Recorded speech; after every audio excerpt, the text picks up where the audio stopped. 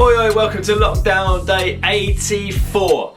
Can God bring the dead back to life? Now obviously Jesus himself was resurrected. He was absolutely completely dead and was brought back to life. But you might think that's just a one-off because he's the Son of God. He was demonstrating his power over death, his power to forgive you and me, that he wants to give us new life. He also brought Lazarus back from the dead. He also brought a little girl, Jairus' daughter, back from the dead. He is the God of the impossible. So often we can limit God. You know, it's heartbreaking when I meet people and they talk about God and their belief in him, but they have such a small God they believe in, that he couldn't possibly do anything supernatural.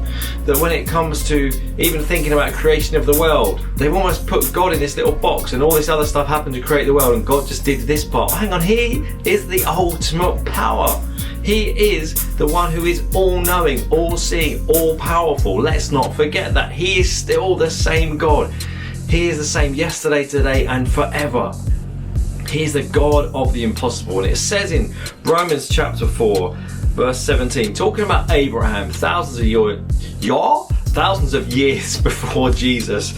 And it says about Abraham, believed in the God who brings the dead back to life and creates new things out of nothing.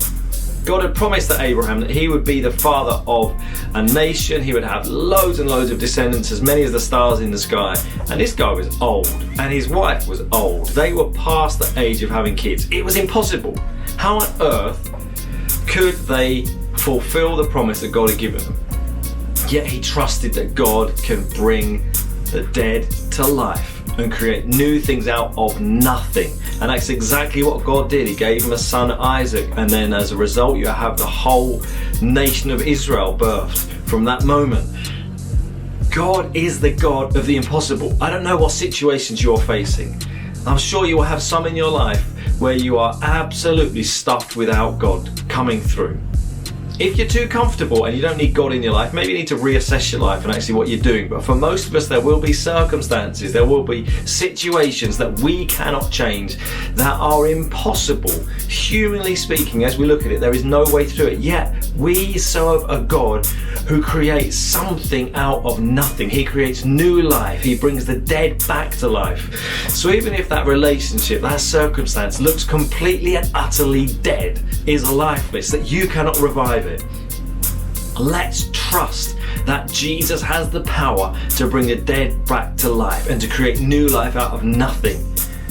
Obviously we need to be trusting him, we need to be listening to his voice, getting into the Bible, saying, what does he say about this circumstance? God, would you guide me? And sometimes he will say you need to let that thing die, but other times he will say, you know what, I can do the impossible here.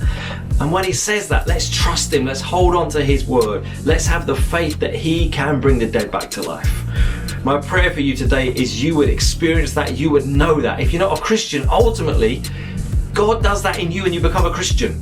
Because you are spiritually dead, you cannot get yourself right with God. You cannot make yourself come alive spiritually. But Jesus does the miracle of bringing you from being spiritually dead to spiritually alive. He changes you from being an enemy of God almost, that's how it's like, to then become his son, his daughter, his friend. My prayer is we would be people who would live that out today. God bless you. See you tomorrow.